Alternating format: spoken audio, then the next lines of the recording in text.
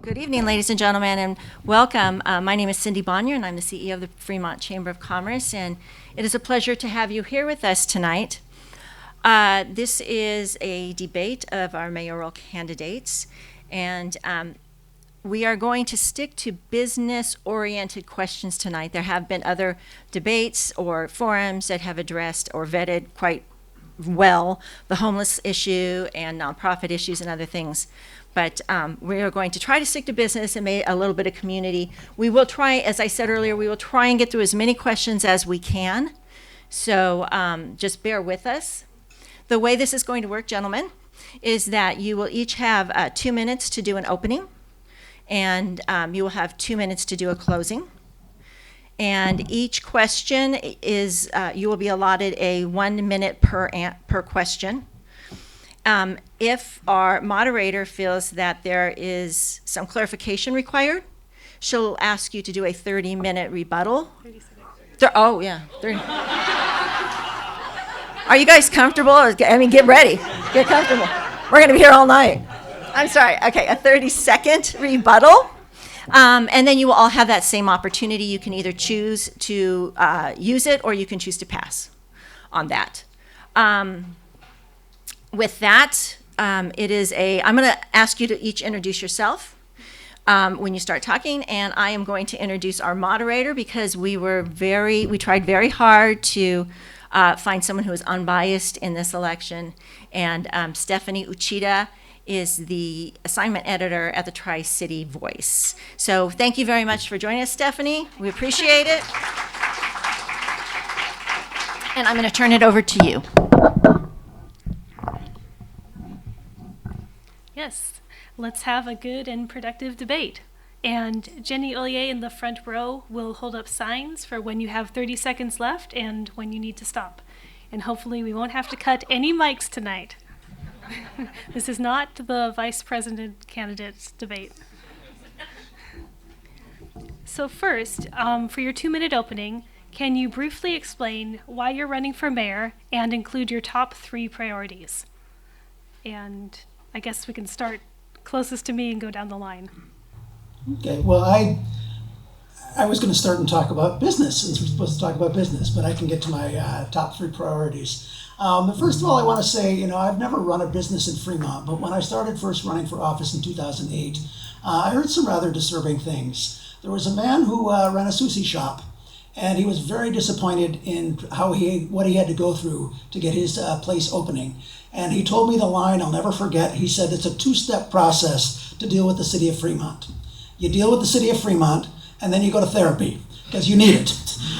Anyway, and I've heard that from others that have tried to. One man I know I talked to, he said, I tried to establish a business here in Fremont, and he tried, and then now his business is located in Newark.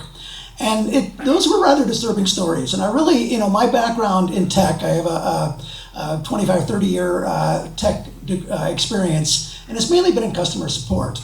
And what I always told my employees is that, our customer success is our success. And I really feel that attitude was not present in the city. That when the new business is applying, it's the job of staff to work with them and to help them and to get them here and get them up and running. Most people, unlike the large chains, someone who's small, like the guy who's trying to run a sushi restaurant, probably has no business experience, but does a great job with sushi, he needs help. He needs a city that is really supportive and really going to work with him. And I know one of the things I suggested that the city actually did implement was the idea of an ombudsman. That when someone is trying to start a business and they're like, I don't get this form, I don't know this process, help me out. That we really need to have that attitude, and I think that's something. And one final thing I would say is what I would really like to see is some kind of an objective survey process where when businesses apply, we actually interview them and say, what was it like to deal with the city? All right, thank you. Good evening, everyone. My name is Rohan Marfatia. Thank you all for making it. I wasn't supposed to be here, right? This was supposed to be between 2 leading candidates, and now it's between 3 leading candidates. So thank you, Cindy, for entertaining the request. I was able to raise my voice to ensure that all candidates are represented. I advocated for having you on the panel as well. I think it was short notice for him, he couldn't make it, but I'm here. So I know how to represent the people and raise the voice when it matters. I come with 20 years of corporate experience globally, Asia Pacific, UK, Europe, different parts of US. I've worked in public-private partnerships. I have been a rainmaker, which means that you know how to get new business, right? You work with different departments, whether it is city governments. I've worked on smart city projects. I've worked with different states to attract investments to cities and states. I've set up rural resource centers in different states wherein you have trained non-tech people, people who are doing pizza delivery, who are cutting grass, lawn mowing and stuff, gotten them into tech jobs. So I have tremendous experience in quasi-public-private partnerships. My top priorities for Fremont, the question was, what are the 3 priorities, right? 1, make a big business-friendly environment. I am a businessman. I operate a city-based business, so I understand what are the requirements. I've been a sales guy. I know what effort it takes to generate revenue. I can understand with business owners. I know when they're having issues with, say, for example, homeless people and stuff and impacting their business, small business owners. So that's my top priority. I want to ensure that we take care of the safety situation and we resolve the homelessness crisis, the unhoused crisis that we have. And I want to have clean governance, right? The stuff which happened over the past 4 years, the scandal, Fremont former city manager going to prison, retaliating against police captain, committing suicide and stuff. Government stands for transparency, accountability. So I'm going to bring in clean government as your next mayor. Thank you very much. All right. Thank you. Good evening. My name is Raj Salwan. I'm a current council member and a longtime resident of Fremont. Also a small business owner and also a former chair of the Fremont Chamber of Commerce. I got my start approximately 20 years ago as a community volunteer. I served on many different nonprofit organizations, including the Chamber of Commerce. I was on Abode Services, Kidengo, and I learned a lot of valuable skills. One is to show up. 2 is to work well with others, and 3 is to build long-term relationships. And all those things have served me well as I worked my way up in city government. And I didn't just come and just decide to run for mayor overnight. This was a gradual process, and in fact, I was recruited by a lot of my colleagues who wanted to see someone that could accomplish things, work well with others, and represent our city at a regional level. I'm running for mayor with one main focus: to make sure that Fremont is a great place to live, work, play, and to do business. In the city of Fremont, we need to be business friendly, and we need to make sure there's a thriving community where we're continuing to expand our economic base, bring in more businesses to Fremont. We are the number 1 place for auto manufacturing. We have the largest factory in the country. We're number 1 for advanced manufacturing. For auto we're number 1, and we're also number 1 in advanced manufacturing, as well as clean technology. And so we have a lot of things going for ourselves. We definitely need to do more to support our local small businesses. And so as mayor, I will look at specific incentives and look at ways to reduce red tape. I think it really requires somebody that can work with all the different departments, our nonprofits, our business community, to look at where the pain points are to streamline those things. As mayor, I will dedicate full time to this job. You will see me at City Hall talking to the various leaders, working on these issues, and I will be sure to show up and advocate for you. Thank you. All right. Let's get into the questions. So for our first question, at a recent city council meeting, a 3-person ordinance appeal board was approved, along with an appeal fee of $2,100 that can seem a little punitive in nature. And do you believe that this fee is fair? And is there a better solution? And for the rest of the questions, you'll have 1 minute to answer.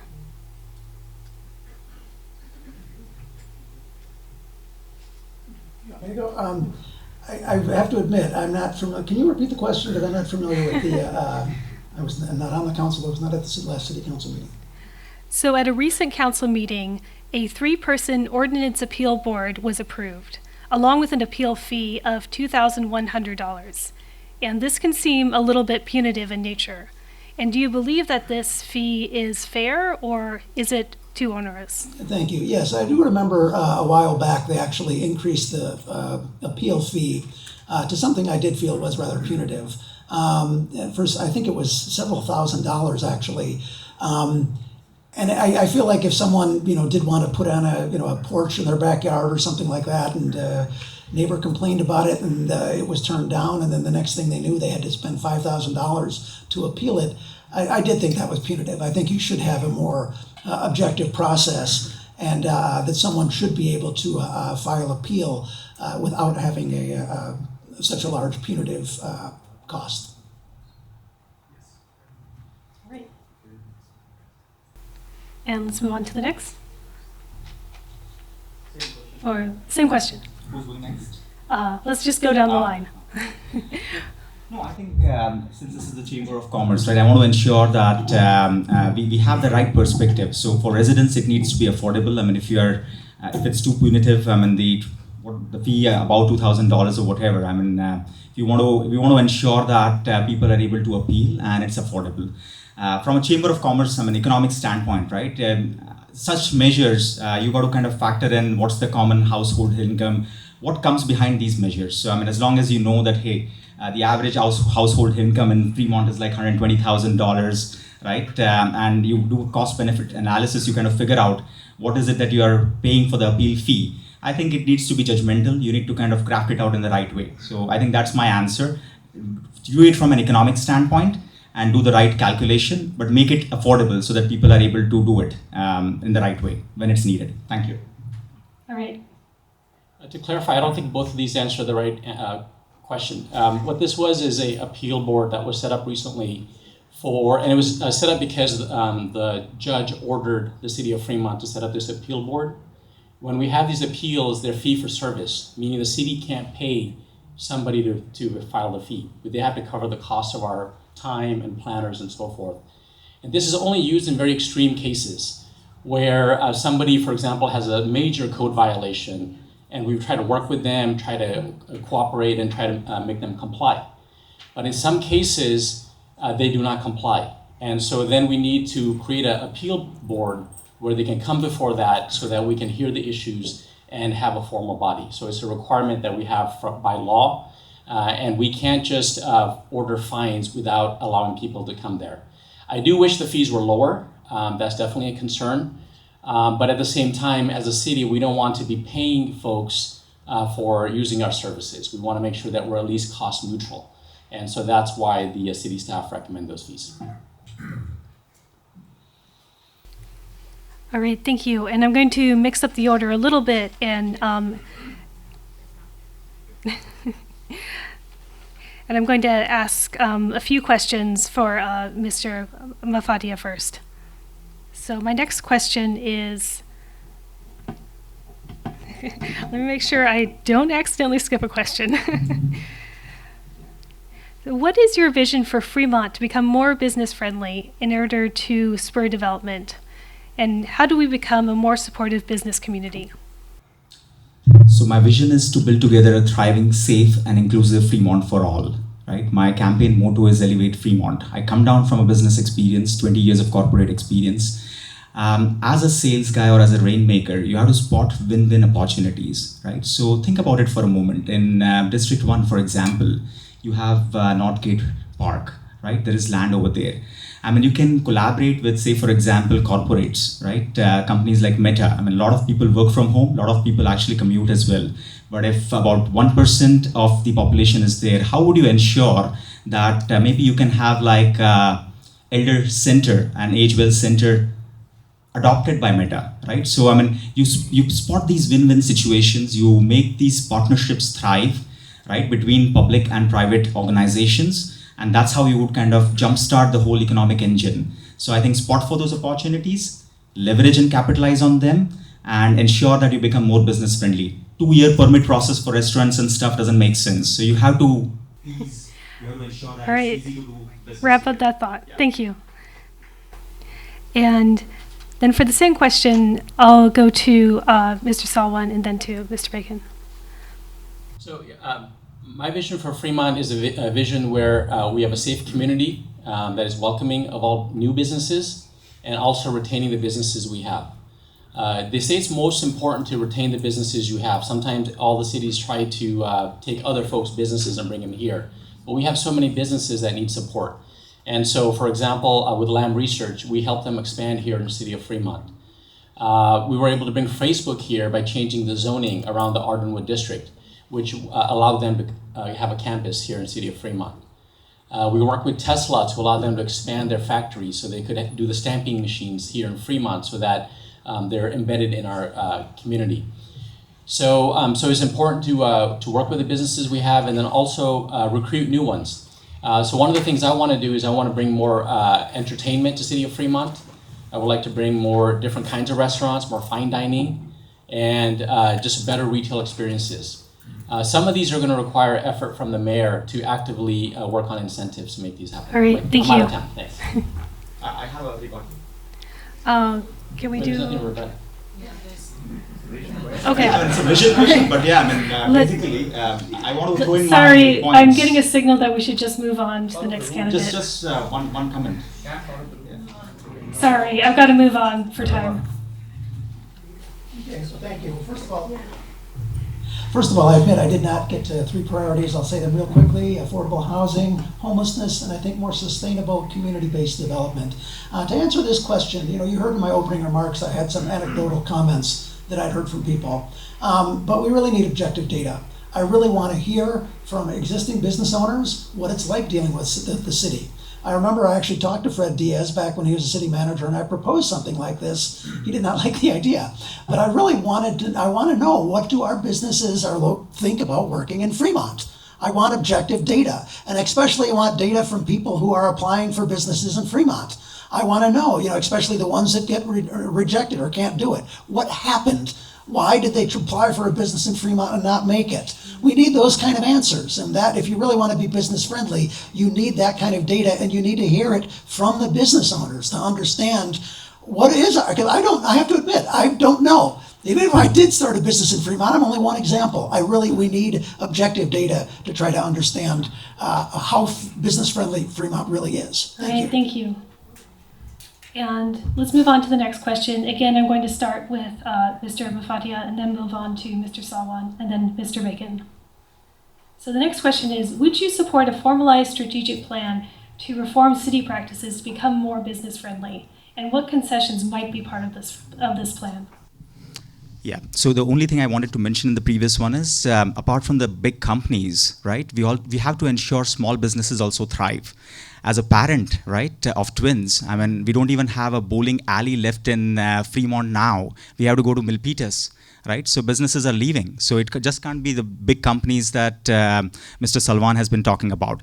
Now, in terms of the business plan, right, we want to ensure that we do have a business plan in place wherein the point which I was trying to bring out, wherein if you are encouraging Meta to kind of sponsor and adopt certain areas, you encourage and create those win-win situations. So for me, the definition of a business plan is, how do you create those win-win situations, present it in the right way to corporates as well as other agencies, and get the funding, because oftentimes funding limits you, but you are in a 5 trillion economy sitting in the state, so that should not be the limitation. You want to ensure that you get the engine pumped and thriving. So yes, I would advocate for a revision. I want to ensure that we have a business plan and we are able to attract more businesses and keep these small businesses thriving. Thank you. All right. I can go. To clarify, I did say that I do support small businesses. That's what I was talking about, entertainment, restaurants, retail. And then to clarify, if somebody has a question about how businesses are running, if you're a city council member for 8 years, you have a lot of access to talk to those businesses. You have staff that can tell you about those businesses. To sit here after 8 years of city council and say, well, I want to ask questions of the businesses, well, what were you doing those 8 years? That's what you were supposed to be doing. So as far as the issues, I think we need to look at concessions such as, for example, opening restaurants. There are a lot of startup fees, especially for mom and pop restaurants. And so as mayor, I want to work with our various stakeholders. Most of the fees come from Union Sanitary District. So they have a huge sewer hookup fee. So I would like to work with them to spread out those costs over time. So they will still get their money, but maybe it's over 5 years or 6 years. As a city of Fremont, we can do the same. We can waive certain business tax fees to incentivize certain types of projects. All right, thank you. Thank you. Yes, I do like the idea of looking at our fee structure and making sure that it is something that is quite feasible for a new business. And also, I do think some kind of tax incentives are appropriate. However, I really would like to see tax incentives that are given like that tied to jobs.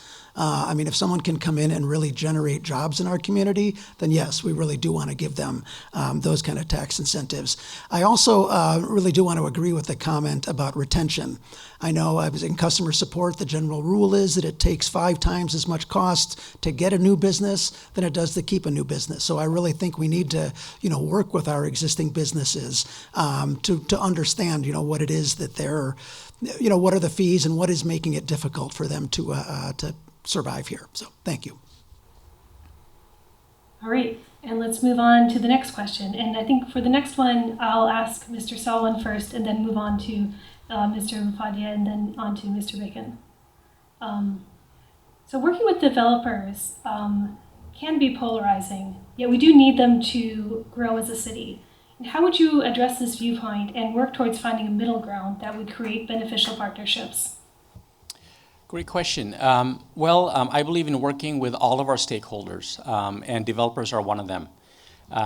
It's not about developers or development, it's getting the right kind of development. And that requires talking to them. And so there's 2 options. One, you can just protest and say, I hate all developers. Or the other is say, well, I want the right kind of development. I want a development that's going to benefit my community, that's going to bring resources to my community, that's going to improve our parks, that's going to improve our businesses, that's going to improve our infrastructure. I've been on both sides. I've supported developments, and I've also opposed developments. And I have been able to block developments. So I don't just go and just protest and be the only one to vote. If I truly believe something is a bad project, I persuade my colleagues to make sure that everybody's on the same page that this is a bad project. I talk to the developers and say, hey, this is what I don't like about your project. This is causing traffic problem. You need to mitigate this. I need more commercial. I need to get more park funding. I need money for schools. And that's how I approve the projects. All right, thank you. Yeah, so my stance on this one is we got to ensure that we retain the character of Fremont that we all love, but we also meet the mandate of the state to ensure that we are building the right amount of affordable housing. So if by 2030, if we need to add 13,000 homes, right, half of which are affordable, I think we got to ensure that we are meeting the state mandated targets. But then there's a way wherein you can work with the developers to ensure that it's the right use, mixed development, follow the ordinances, follow the laws, and ensure that you're doing it in the right way to not dramatically change the character and the look of the neighborhood, which we all love, right, in the city of Fremont. So I think it has to be a right balance between both. Thank you. Thank you. Well, I first ran because many residents were upset about the pace of development in Fremont. That's how I ran and ultimately won. I will say, whenever a development comes to Fremont, it's a negotiation. The developer wants to come in, they want to maximize their profits. I get that. However, I represent the city of Fremont and the residents of Fremont. And there are a lot of things we want. We want more affordable housing. We want, a community development that helps the community, development that is well planned. And what I saw when I first came on the council was developers would come in with their little parcel, maximize the housing units in their parcel. They wouldn't want to do affordable. They wouldn't want to do anything, community-based. And they would just maximize their parcel. And I pushed back. And I did try to suggest many different changes that would help. I was typically outvoted. And what I saw in my time on the council was the developers came, they made the proposal, there was very little pushback, if ever, and then they got what they wanted. And I saw that way too much. And again, I think it's a negotiation that we should push back. We should say we want decent development in our community. Thank you.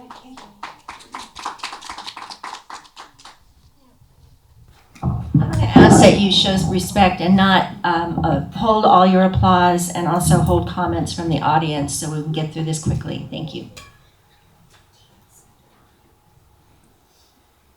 All right, let's go on to the next question. And I'm going to go with the same order, Mr. Salwan first, and then Mr. Marfatia, and then Mr. Bacon. And this one is, what are your thoughts on changing the zoning in Mission San Jose to develop the district as a restaurant and entertainment area?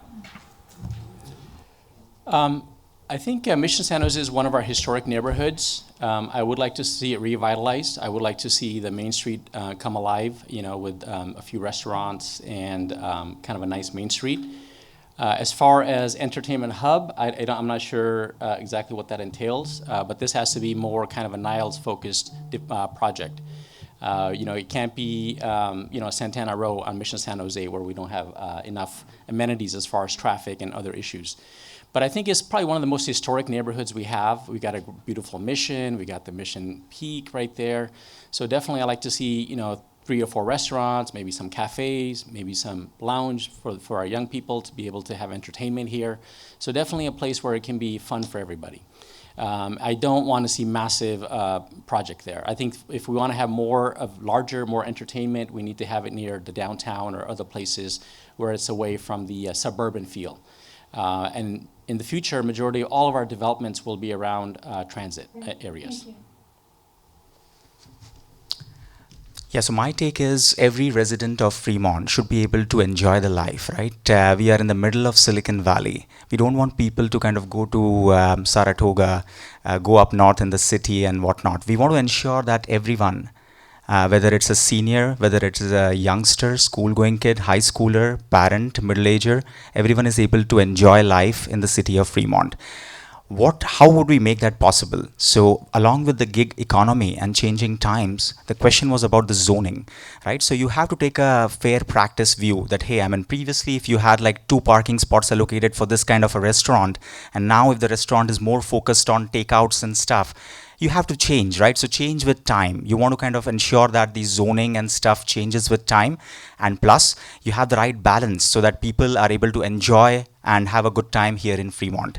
That is what I'm going to achieve as your next mayor. Thank you. Let me try to do this all in a minute. In 1970, when I was in city planning, doing my master's degree at Berkeley, I read that in 1970, our general plan said that we wanted a downtown around Fremont BART. We kind of got a BART station. We were like, hey, let's build a downtown. That didn't happen. And it didn't happen, and it didn't happen, and it didn't happen. And still, now we have kind of what a good downtown on Capitol Avenue. I do applaud the efforts, and Sliver is great. The other places there are great. But we really, ideally in Fremont, we could have like 3 of those. In Niles, we could do more there. We could do more in Mission. We could do more in Centerville. And I think one of the problems I have is that when an area is zoned for mixed use, you tend to see a developer come along, and I actually calculated the square footage. 95% or something like that of what they want to put in there is housing. And I think, we can do something much better than that we can have something where, yes, we want housing, we want mixed-use development, but we want something where there really is shopping, entertainment, and other things other than just pure housing so that people really do have a mixed use there. So thank you. Thank you. And for the next 2 questions, I'm going to go Vinnie Bacon, Raj Salwan, and then Rohan Marfatia as the order. So the next question is, how do we assure the development of restaurants and entertainment in Fremont? Well, I think I would go back to what I said before. We really need to, find out what are the problems of getting something established in Fremont. And also, again, I would go back to what I just said about zoning, that we really need to make sure that certain areas are zoned for restaurants. It's a kind of a funny point is a lot of people complain about the types of restaurants. I've heard that from several people, and I'm like, okay, we can't deal with that. But we can zone areas to be much more for restaurants and things like that. But again, I would go back to what I said before, is we really need to find out in an objective manner, what are the struggles that businesses have setting up in Fremont, and what can we do to help them? Because I think we should be doing, again, at least having staff take that attitude that their success is our success, that if we really get those businesses working, that is a win-win for all. Thank you. Regarding the restaurants, as I mentioned earlier, I think we need a mayor that's hands-on, that actively works on the type of uses that we want. So I would actually recruit the certain types of restaurants and entertainment that we need. And we need to streamline regulations, cut costs, and defer the payments over time. So for example, specifically, I would recommend reducing business taxes. I would recommend metering out the costs for initial development. Maybe the city can incentivize those or loan some money, because we'll make it up in the long haul. and then actively try to find the type of restaurants or places that we don't have now that there's demand for. And then I just wanted to pivot back on the other point.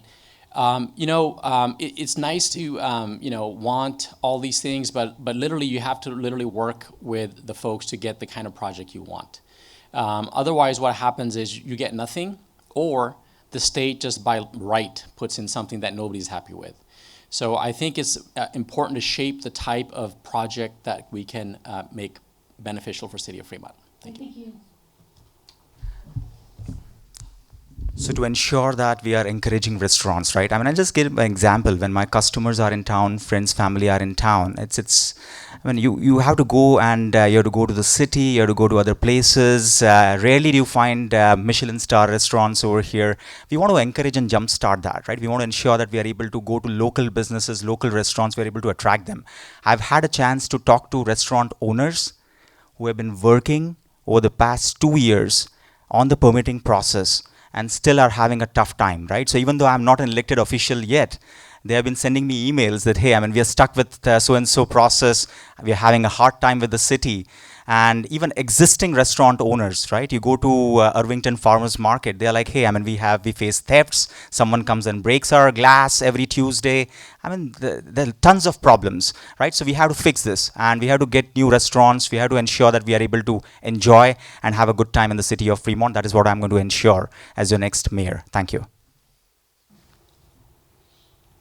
All right, and the next question builds off of that one. And again, I'm going to start from Mr. Bacon. Yeah.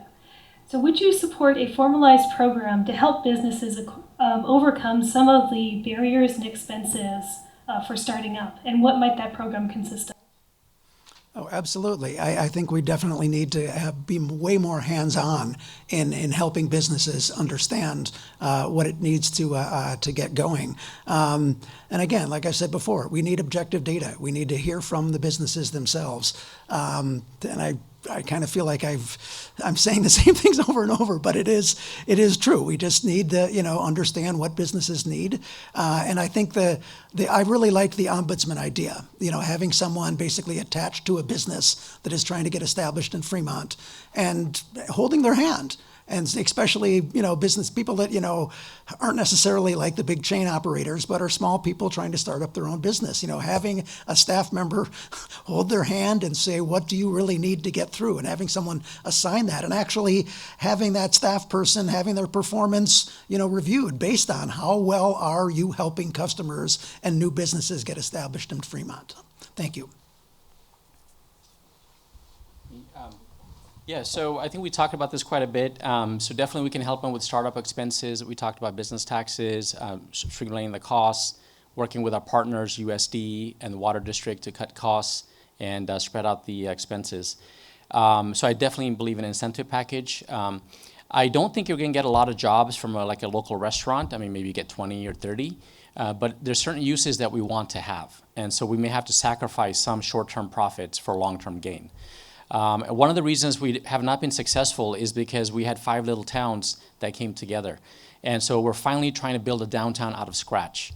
We don't have restaurants that were there already, that already have the sewer connections and so forth. We have to do them from scratch. So the city's going to have to put some money in, which I'm going to do as your next mayor, to actively look at incentives that will bring restaurants here.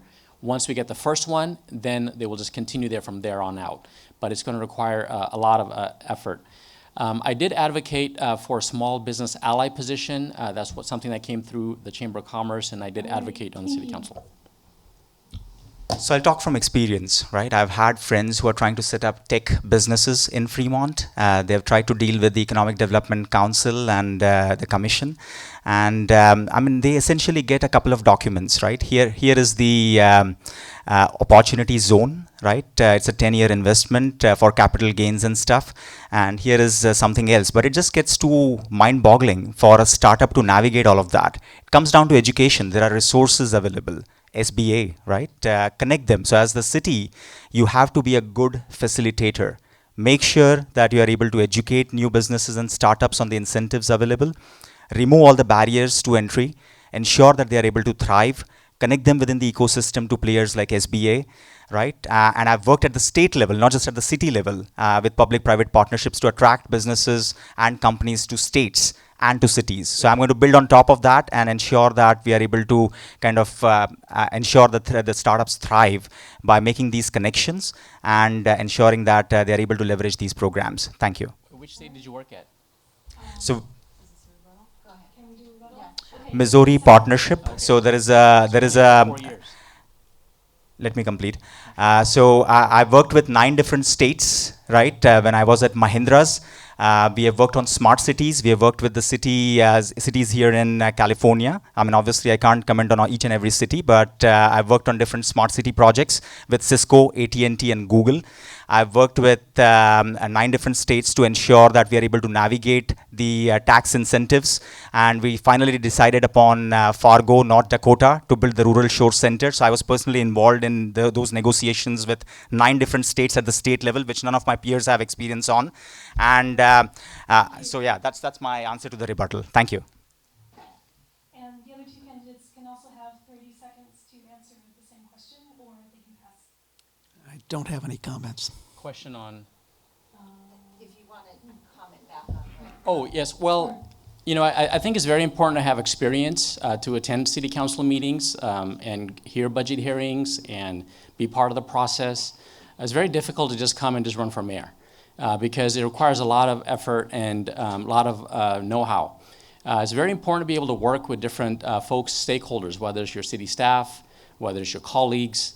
It's important to run how to run meetings, how the Roberts Rules works, how the Brown Act works. There's a lot of things that you have to know, and this is not a place for on-the-job training. Thank you. Thank you. I got to respond to that. You already responded. Yeah. So these guys have had on-the-job training for a while, and the situation is in front of you, right? In spite of all of this, this is where the city is, and they're talking about the same stuff again. So Well, and I will say that this regional issues, it's not necessarily the city. We have issues related to safety, the district attorney. We have issues related to homelessness, and it's a state issue. But you So said you're going to work with everyone and do it. So why didn't you do it? we are working on it. We are working on it, and we're going to do more. We're going to do a lot more. Yes. All right, for the next 2 questions, I'm going to start with Mr. Marfatia and then move on to Mr. Salwan and then to Mr. Bacon. So for the next question, there have been some incidents where it seems like some businesses enjoy a lot of attention and support from the city, whereas others struggle to obtain the same attention. So how would you address issues of parity? Yeah, that's a great question. We want to ensure that we are unbiased, neutral. It matters what size the business is at, right? The requirements are different. I mean, for someone like Meta, you probably want to ensure that you get good visibility. So if you propose from a city standpoint that, hey, I mean, maybe sponsor this particular initiative will stay adopted by Meta for a couple of years, they might be fine, right? So you want to ensure that you are unbiased, and if it's a startup, they might have different requirements altogether. So as your next mayor, my job would be to work with the council, to work with the city manager, ensure that it is suited to the right size, it's unbiased, and you roll out the incentives at the right level so that each business, regardless of the size, big or small, thrives and contributes to the engine of the city to elevate Fremont. Thank you. Yeah, so I think we definitely need to be fair as far as how we treat all the businesses. Definitely the bigger businesses, they have a direct pipeline to the Economic Development Department, so they are able to get resources that the smaller ones don't. We do have the small business ally position, which is the ombudsman. We need to scale that further and make it easier for small businesses to open a business here. We definitely need to automate a lot of these things. There's a lot of stuff that can happen online with AI and just setting people up on businesses. And I think we need to take advantage of that and open a portal. So how to open a business, City of Fremont, which permits you need, get them connected to a staff member who can guide them through the process, hold their hand, walk them through the issues, and then get it done. If there are any issues that are not working well, I think there needs to be a system for complaint or some sort of feedback so that we do know where the issue is so we can try to work on that. All right. Yeah, definitely.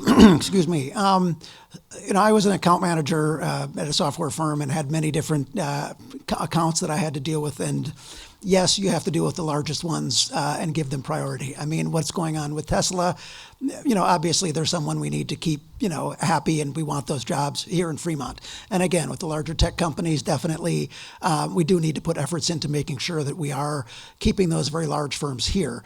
And also, I would just say it's something that's always been disappointing to me is how many tech companies are not here.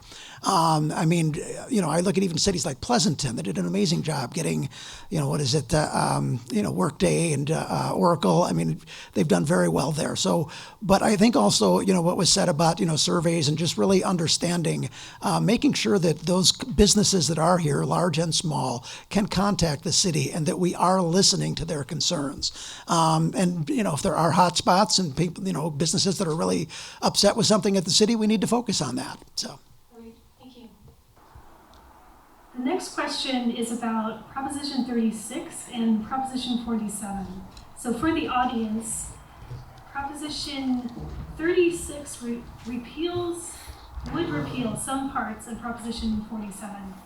Proposition 47 was passed during the 2014 general election, and it reduced some theft and drug crimes to misdemeanors. Prop 36 would increase penalties for certain crimes, including petty theft and repeat drug offense. So the question is, do you support Proposition 36? Why or why not? And again, I'm going to start with Mr. Marfatia. Yeah, so I think Prop 36, right? So basically, we are increasing penalties for theft and drug trafficking. So I support Prop 36. There are arguments on both sides, but we got to ensure that we are able to reduce the drug trafficking and the theft which is happening in the city, right? The issues that we are having, the inherent issues. So yes, I support Prop 36. Absolutely, I support Prop 36. I think this will undo some of the harms of Prop 47, which relaxed a lot of penalties made felonies into misdemeanors.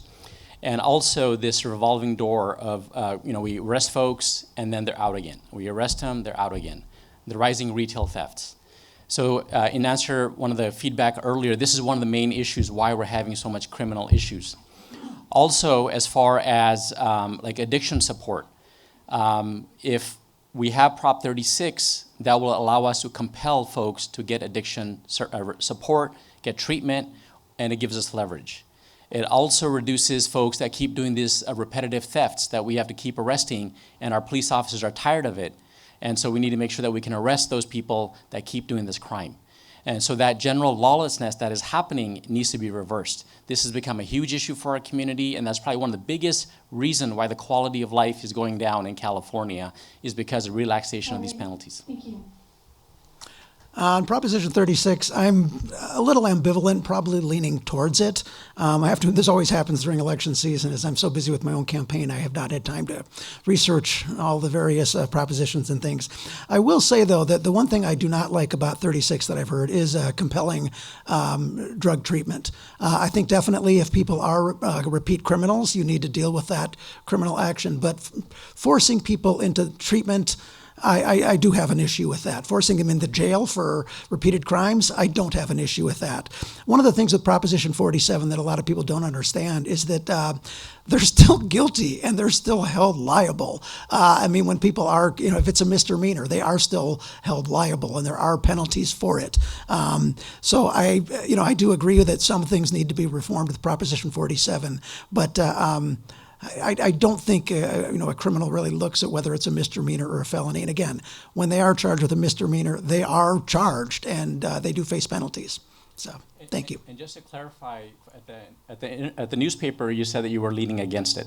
So you're saying something opposite today. So maybe you've changed. Like I said I'm ambivalent. So I don't understand the issue well enough. So. Since the other two gentlemen, do you have something to add to that?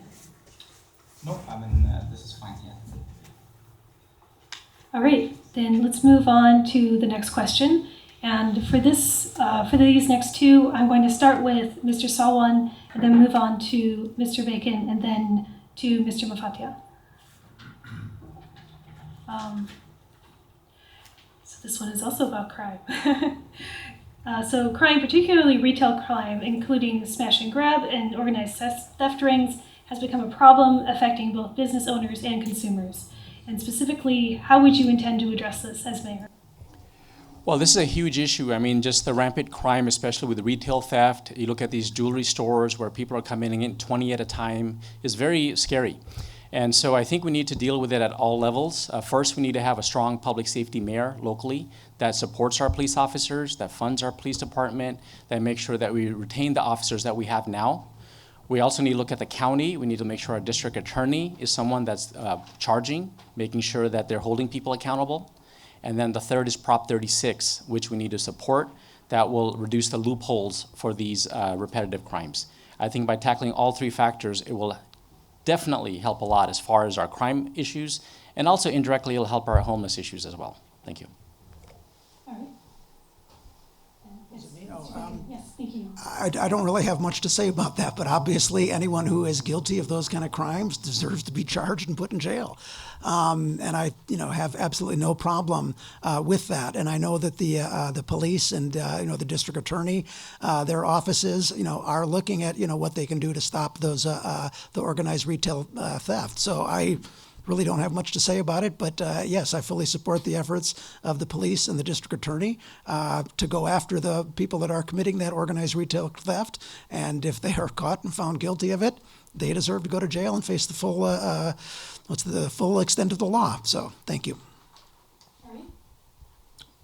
I support the recall of the DA. We have to be tough on crimes. This is not working out, right? As your next mayor, I'm going to ensure that I work with the police force. I work with the right departments. Business owners are suffering, right? I gave an example. There's this restaurant called Garam Mirchi in the Irvington area. There's this guy comes down, steals sofas, signs, speakers, everything, and the business owner, right? He has to kind of replace it every Tuesday, every week. This is just not acceptable, right? The city has to work. It has to be strict on crime. I support the recall of the DA. I'm going to be very, very strict and ensure that businesses are not suffering. I was in this place on Maori East, and the lady, the business owner, keeps the door locked, right? She is afraid to kind of keep it open. So this is just not acceptable. I mean, what are we doing? So we have to ensure that we are able to support our businesses, so stay open and be strict on crime to ensure that they are able to thrive. Thank you. So I'm actually going to open the floor to the other two briefly, so you can ask or you can answer whether you support the recall of DA Pamela Price. I do not support the recall. I do think, there are many crimogenic factors that cause people to commit crime. I don't think a criminal sits and says, well, gee, what are the sentencing practices of the district attorney? I do believe the recall process is real. If people can demonstrate that there is a very real, thing that they've done, if they've been caught doing something illegal or something like that. I just don't see that. I don't see figures that are like, crime is up, or crime is definitely up, or the sentencing guidelines of this DA are radically different from the last DA. I have not seen that data, so thank you. People are definitely concerned about rising crime, and definitely our district attorney is the charging officer. And people do have a right to recall her. I do support that, the will of the people. We need to make sure that we have a safe community, where City of Fremont we're safe. District attorney, we need a district attorney that will charge criminals, hold them accountable, and then we need to reverse Prop 47 and vote yes on Prop 36. So absolutely, I support the will of the people. All right, let's move on to the next question. Unhoused individuals have become a deterrent to businesses, as there have been reports of intimidating customers or harassing employees. And how would you address this issue? And again, I'm going to start with Mr. Salwan. It was related to homelessness? Yes. Yes, so I have a compassionate and practical approach to homelessness. We definitely need to help folks get out of the streets and the sidewalks and around our small businesses and get into permanent supportive housing and get their needs taken care of, whether it's mental health or addiction or disability or job support. At the same time, we need to make sure we reduce the impacts to our community. And so it's very important that our business centers are robust, that people feel safe going to businesses, that they're not worried about folks getting in the way when they're trying to do things. And so as a mayor, I will make sure that we reduce the impacts of homelessness on our community. To get the will and support of our community, we need to work with our community.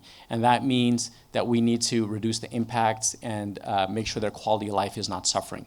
And we do need to help the homeless. We can't run away from it. They are there, and we do need to solve it. We can't just push them out, because if you try to push them out, they'll just go from one area to another. So we need to responsibly handle both aspects. Thank you. Yes, I absolutely agree that we need a compassionate approach. I mean, when you look at someone who's homeless, something happened there. I don't know if it was drug addiction or just simply they got kicked out of their apartment or whatever. But we definitely, I think, need to help them. I was a full supporter of the Family Resource Center. I mean, I'm sorry, the HNC. Definitely, I think we need to help them. I was really disappointed in this council. Staff brought back 3 proposals to help the homeless related to safe parking. And one was related to having nonprofits deal with it. One was related to having the city actually, implement safe parking on their own.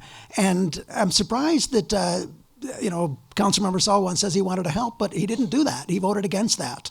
And the city only did one of those 3 things that staff recommended. So I would have liked to have seen all 3 done. And then it has come up before. That was years ago that came up. So I would really like to know why we didn't implement all those things that staff recommended to actually help the homeless.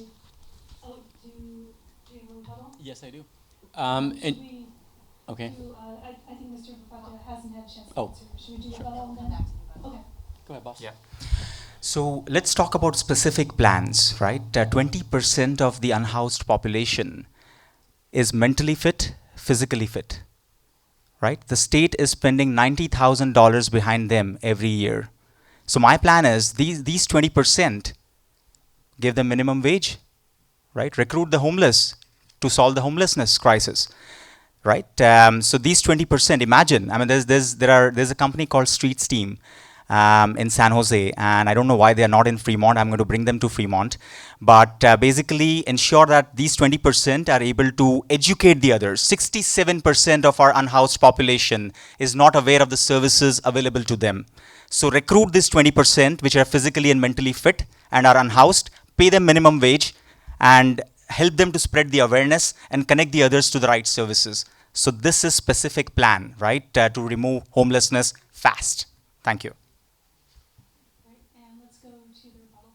Yes, just to clarify, regarding homelessness, there were different proposals presented to us.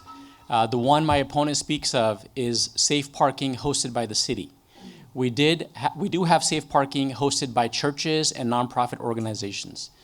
Staff did the analysis, and they found out that it would cost a lot more to help just 20 people in the safe parking, meaning it would cost us $1.5 million in site fees, $1 million a year to help 20 people versus preventing homelessness. So we're pivoting to prevention. And we could help 60 people with that same amount of money that would cost for 20. So we felt that would be the better approach and cheaper in the long haul. All right, thank you. And response?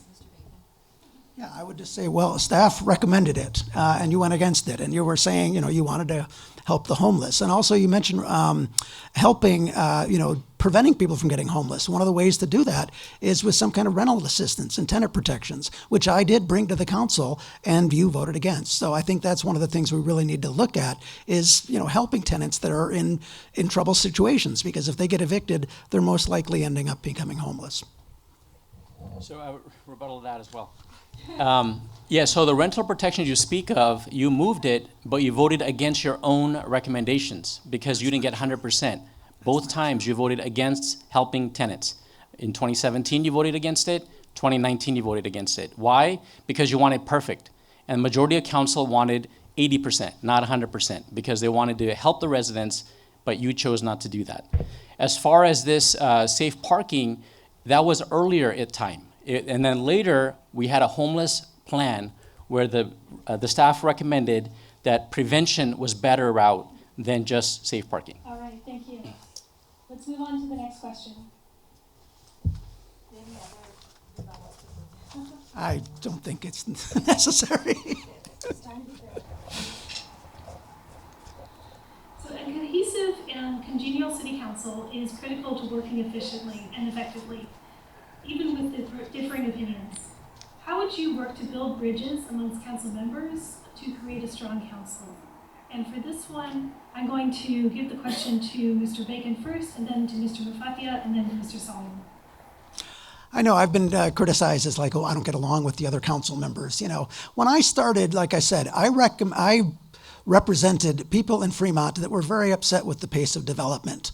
And we had a very pro-development city council. And yes, I came in and I saw them rubber stamping the developments that came along.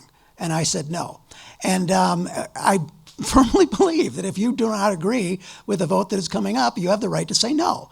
And to say that, you know, oh, I'm a dissenting voice, so somehow I'm wrong, or I'm not into governing because I represent a minority viewpoint, I think, our country was founded on people representing minority viewpoints and proudly standing up for them and not just going along with the flow. So, yeah, I'm proud of, the fact that I will speak up for myself and will vote no, even if everybody else votes yes. So, anyway, thank you. All right, thank you. And I'm going to move to Mr. Marfatia next, and then Mr. Salwan. So I have almost 20 years of experience in technology sales, right? So to create win-win situations, to build relationships is in my nature. I'm going to ensure that I work cohesively with the council because, to ensure that the people, you all, get the results, we have to have a majority. We want to ensure that the council is united. I've been attending the city council meetings and sitting from below. You can observe that there is no dynamic over there, right? There are factions, people fighting against each other. They don't like each other. It's very apparent. So I want to ensure that we are able to get things done. And the starting point is understand the nature of each individual and make it a point that, hey, we are all as a team, right? So that comes naturally to me as a relationships guy, as someone who has driven sales across countries and continents, and I'm going to make that happen as your next mayor. Thank you. Well, I believe in building bridges, not burning them. And I'm proud to say that I have the support of the entire Fremont City Council. It's not very often that you get the support of the entire City Council ever in Fremont history. And as mayor, you need to get support. You need to be able to work well with others. And I am great at working well with others. I have been on the majority vote every single time, all of my life in city government. And that's what you need in government. Either you can have a protester who just votes no and does nothing, or you can have a mayor that will accomplish exactly what he tells you. And I promise you that whatever I told you, whatever I ran on, I will do my best to achieve those goals. And that's the most important thing. And I also have the support of labor and business, who never really agree with each other. I have support of police and fire. I even have support of dogs and cats. So, so if you can get them working together, you can get everybody working together. So I truly believe that I will be able to unify the council, and I will be able to get more done for our city. Thank you. In the light of a recent overestimation of sales taxes received, it appears that the city may not be as financially healthy as portrayed in previous reports. How is this error not recognized by city staff when it initially occurred, and how can something like this be avoided in the future? And I'm going to go with the same order, starting with Mr. Bacon. Yeah, I think, my understanding of that issue is that staff should have noticed it.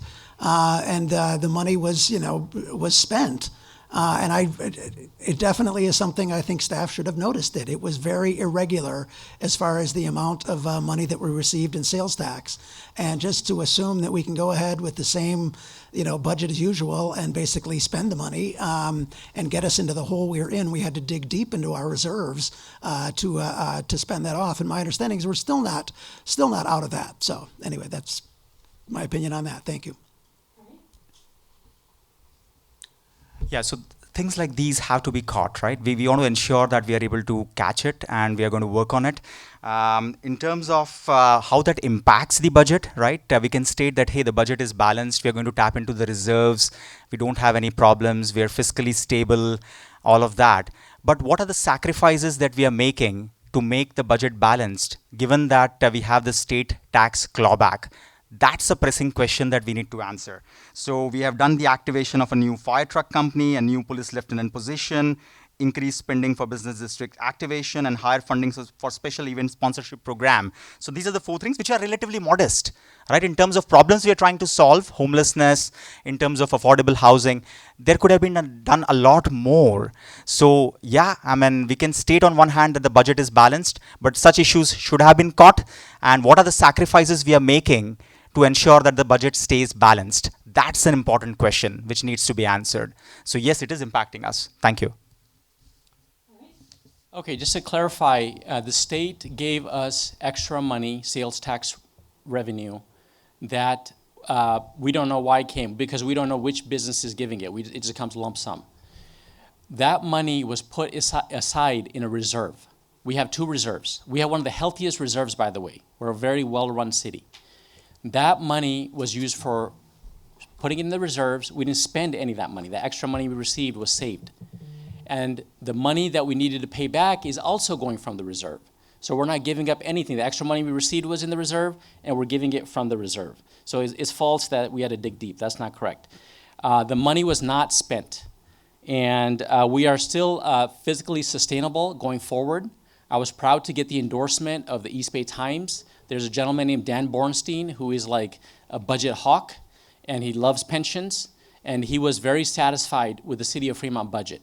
We have been paying extra pension dues as well as our OPEB, our retirement. So we are overall in good shape. We'll be suffering for 2 years. Long term, we're good. Thank you. Thanks. And we're going to end with a few community-related questions. And the first one is, how important is it for the mayor, council members, and city staff to be visible in the community and support local community and nonprofit events? And do you attend community events on a regular basis? Why or why not?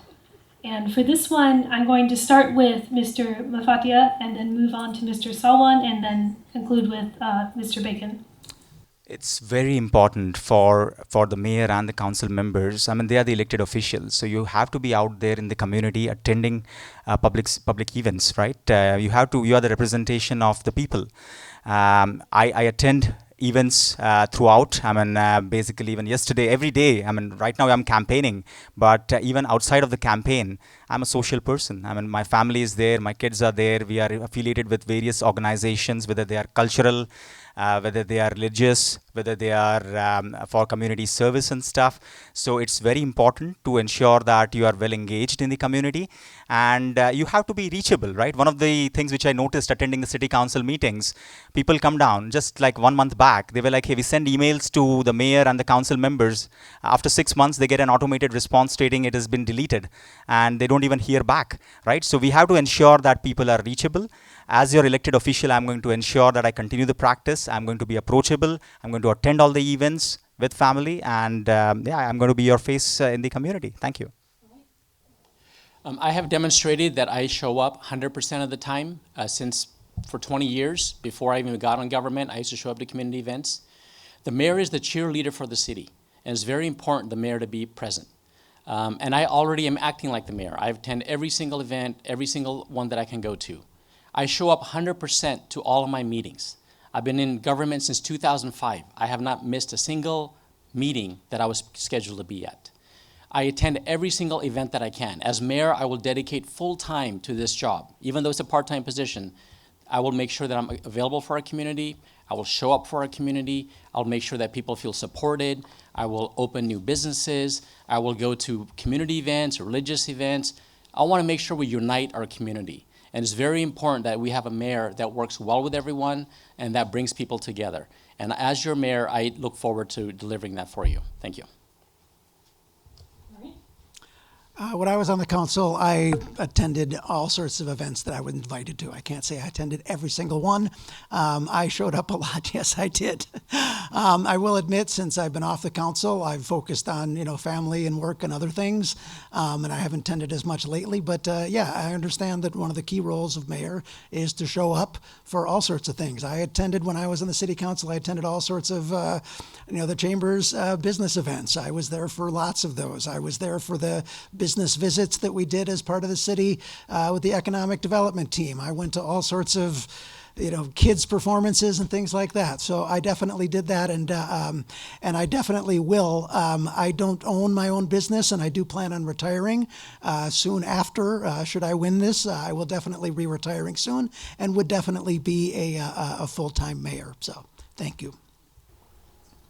All right, and I'm going to move on to the question about the community events. All right. And then I have a question from the audience that I'll ask next because it's also business related. So the cost of hosting community events has become nearly prohibitive. How would you support more community events and make them more financially viable? And what would your criteria for support be? Which events and what kind of support? And I'm going to go with the same order for that one, starting with Mr. Marfatia, and then Mr. Salwan, then Mr. Bacon. So oftentimes I've seen that being fiscally constrained requires innovative solutions. On one hand, you can complain that, hey, we don't have the money. But as a sales guy, as a rainmaker, I've seen from experience, you have to find solutions. You have to ensure that you're able to have these win-win solutions, right? So if there is a non-profit, there was a debate on non-profit. I encourage you guys to check that out. One of the non-profits stated that, hey, we're trying to work with the city. We are trying to have this annual event, and they don't get any discounts. They didn't get any support, and they had to find some alternate mechanisms to make that happen. So remove the bars, right? Figure out how can company sponsor, what can they get out of it? How can the non-profit get value out of it? How can the people who are attending get the value out of it? And bridge the gap, right? Create the win-win-win situation, right? That is an experience which I bring to the table over 20 years, right, as a rainmaker. And I'm going to bring that experience to fruition by ensuring that these non-profits, these other stakeholders, they're not fiscally constrained. They're able to achieve their objective. Thank you. Well, I believe community events are very important to bring our community together. And so I support as many community events as possible, especially that bring different parts of Fremont, different folks from Fremont to a central hub. And so I would definitely like to expand this program, make it cheaper and less costly for folks to be able to have events in Fremont. The reality is all these events cost money, and a lot of times we need police presence because we want safety. That's paramount. And so a lot of these costs are because of the safety and the police. And so, so I want to increase the funding that we provide to community events, especially, for example, the Chamber of Commerce has a great Festival of the Arts. That's a fantastic event. People come from all over the country, all over the state. And so I think we need to incentivize those kind of events. We also have the Burger and Brew Fest, which again, people come here for drinks and, you know, it just activates the community. And that's what I want in this downtown. I want this to be a hub for events, for people to gather, for different parts of Fremont, different ethnicities, different religions, bring everybody together so we have that fusion, so we have that rich community. And so the only way to do that is through these events. Thank you. Yes, we definitely need to sponsor and help as many community events as we can. One of the things, for example, Fremont has, I would argue, a dearth of good meeting places, but we're in one right now, and I think that really should be made more available to nonprofit groups, and we should not have high fees. As a council member, I made 2 referrals to actually help events here in Fremont. One of them was the 4th of July Parade, because I know I'm always hearing on the 4th of July Parade that the Chamber was having trouble getting enough money, and they're trying to get sponsors. And I said, why don't we do something to really help them? So I did make a referral to have the city sponsor further the 4th of July Parade. And the same thing with the Festival of India Parade. I said we should be sponsoring that. These are great things that the community enjoys, and why can't we help them? And as far as the cost for police presence, I think we need to take some of that. And I argued with our budget, we can put enough money into that to help those groups out. So yeah, I actually, and as far as the process, I mean, what I did was made a referral to basically see it happen. So anyway. All right, thank you. We're going to conclude with 2 audience submitted questions. And for the order, I'm going to go with Mr. Salwan, and then Mr. Bacon, and then Mr. Marfatia. So for the first question, the council passed an increase to the minimum wage a few years ago. And since then, the businesses have been forced to increase their prices to offset this increase in cost.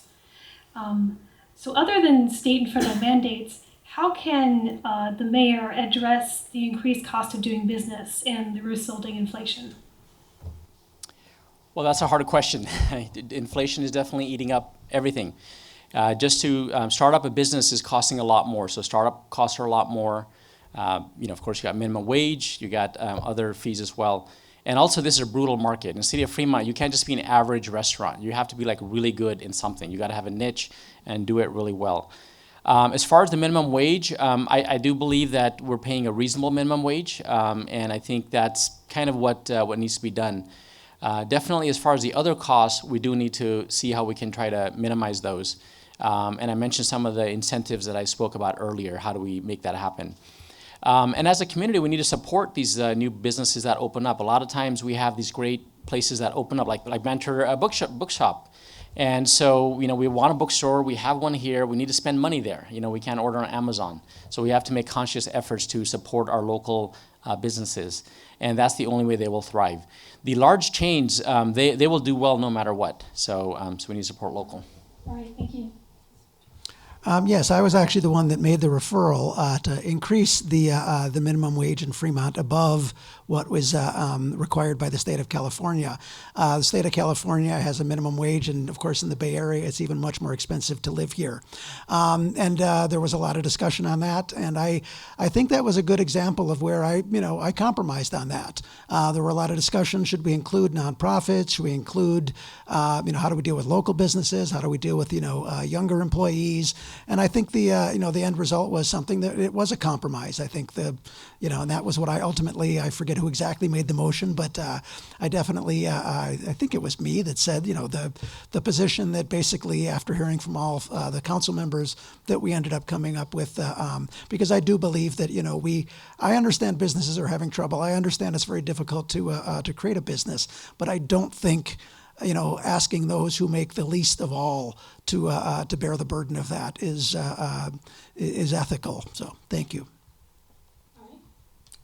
So I did my MBA from Washington University in St. Louis, right? So in an MBA class, economics class, they kind of explain, hey, if you increase the minimum wage, jobs lose, right? There's a balance which comes down. But these are decisions which you have to make, right? You have to ensure that, hey, on one hand, we are kind of revising the minimum wage as well, but you got to also understand that this leads to job loss too. And it becomes difficult for businesses to say, for example, employ the same number of people.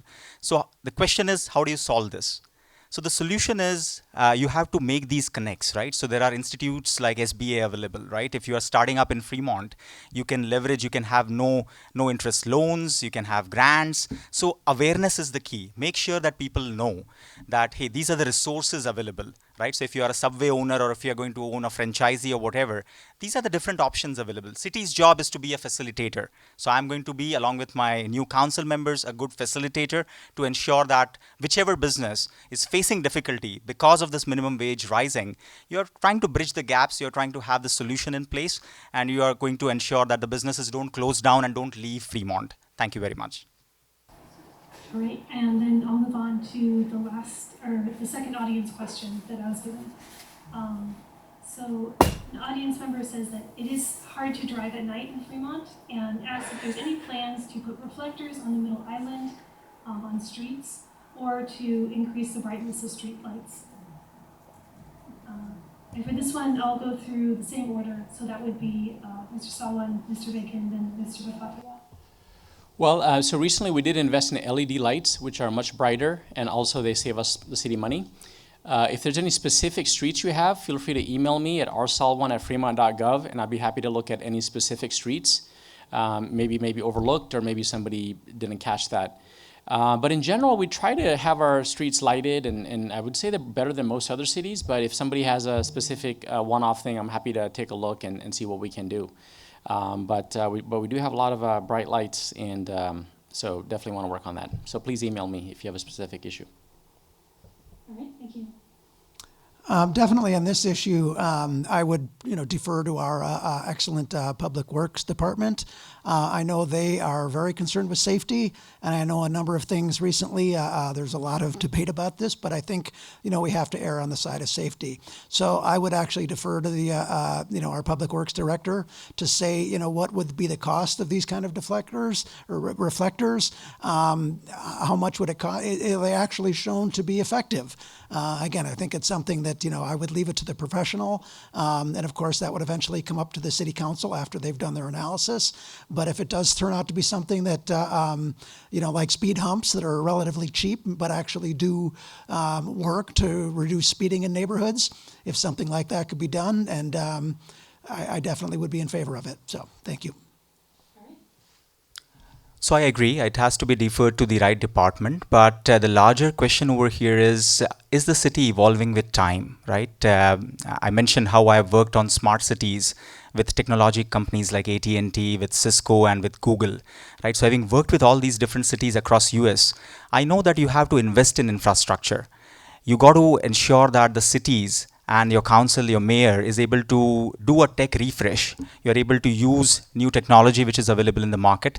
I've done that. I come down with 20 years of smart city experience and having worked on infrastructure projects. So while these reflectors and stuff is fine, I mean, I'll defer it to public works, but the larger thing which I grab from this is how are we changing over time? Are we making the right investments? Are we using technology, right? Even speeding. I mean, the question also had a speeding element. So there are different technologies available. So you have to learn from the places who have succeeded at this, and you have to implement them as well to ensure that the city of Fremont improves over time. And that's what I intend to do. Work with the teams, different departments, and make this happen. Thank you. Thank you. And with that, we're going to move on to the closing statements. So those are 2 minutes long. And is it all right to return to the original order? All right, then we'll do closing statements starting with Mr. Bacon, then moving on to Mr. Marfatia, and then on to Mr. Salwan. Thank you. Well, one of the things I have mentioned is I have a master's degrees in transportation engineering and city planning. And of course, when I was at Berkeley, I learned about all the great things you can do as far as city planning, how you design cities to really be retail friendly, to be community friendly, to have spaces where people can go, how traffic can be designed so that it's people can use alternative transportation. And then I moved to Fremont. And I was like, okay, this is not good city planning. I just did not see it. And one of the examples that really struck me when I was on the council was related to the Warm Springs BART station. We had a chance there to do a really state-of-the-art transit-oriented development where you have something where you could have had retail in there, you could have had housing, and you really could have had something what is walkable, is dense. It could have solved our affordable housing problem. I tried to talk to Lennar Homes and said, look, you're sitting on a gold mine. You could go 7-10 stories there with condominiums. And I mean, it could be a bustling place. I recently looked there, and it's not quite that. It's basically Lennar got their wish, and it's nothing but homes. Innovation Way, I made a joke about that then, that we shouldn't call it Innovation Way because it is anything but innovative.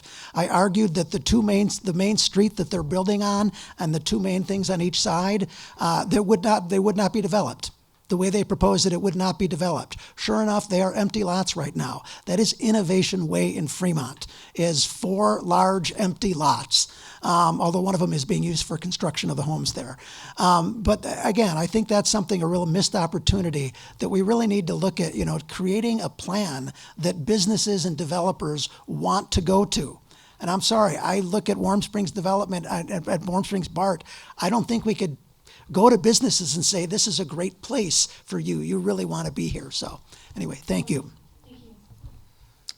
Thank you for coming down. Again, my name is Rohan Marfatia. I'm not a career politician, but I come down with 20 years of public-private partnership experience. I've worked with different cities across the US on smart city projects. I've worked with 9 different states and their economic development teams to negotiate tax incentives and set up tech centers and hubs. I've worked with the city departments. So during COVID, I was an advocate, community advocate, and I worked with the Fremont City Council member, various departments for children's play areas. And due to my efforts, they were put into the 2022 CIP process. So I know how the city council and the teams work. I've been on various city ambassador programs to bring businesses to town, to assimilate new immigrants into the town, right? So I come down with the right experience. I have 8-year-old boy-girl twins who go to Fremont Unified. So I'm well invested in the city. I want to see the city thrive, to see the city grow. So I'm bringing my relevant public-private partnership experience to office. We have seen what politicians have achieved, so it's time to change. It's time to elevate Fremont. I'm here to do the same. My job and my mandate and my goal is to build together a thriving, safe, and inclusive Fremont for all. My website is rohanmarfatia.org. This November 5th, I appreciate your support. I'm number 1 on the ballot. Thank you very much. Good evening. It's a great honor and privilege to be here. As a longtime Fremont resident and a small business owner, as well as a former chair of the Chamber of Commerce, I'm very honored to work with all of you. My vision for Fremont is to make it a great place to live, work, play, and do business. Fremont is a thriving, diverse city composed of people from all walks of life, but we have many challenges. We need a mayor that will show up 100% of the time.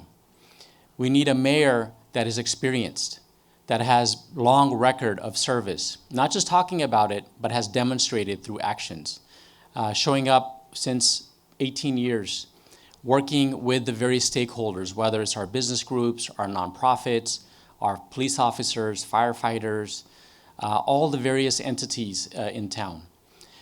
Those relationships are very important. We need a mayor that is able to hit the ground running.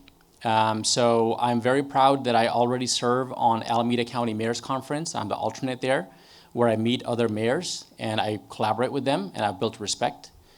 I also have the support of all the City Council.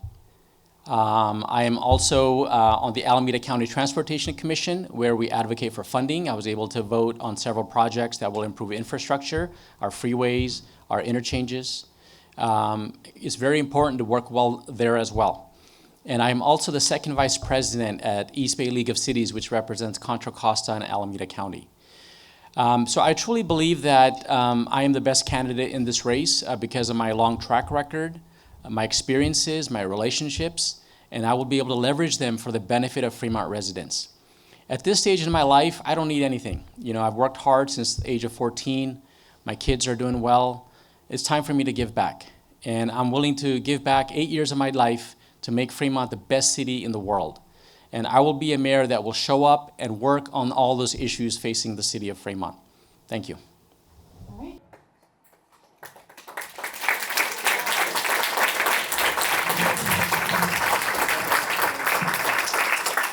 I want to thank our moderator for today, Stephanie Uchida. And of course, I want to thank our candidates for joining us this evening. We really appreciate it. I know we couldn't get through all the questions in the room, and we tried very hard to get through as many as we could, but I truly appreciate and am proud that we have so many people in Fremont who want to be involved in the process because it is so critical to improving our city. So thank you for being here with us today. We promised we'd be out. Oh, we're only 3 minutes off. We promised we'd be out here by 8:30.